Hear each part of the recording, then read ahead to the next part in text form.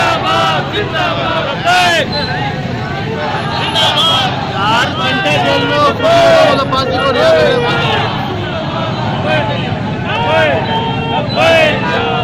15-20 minute आधा घंटा लगेगा अपन उसके बाद चलने का कोई मसला नहीं अपन चलने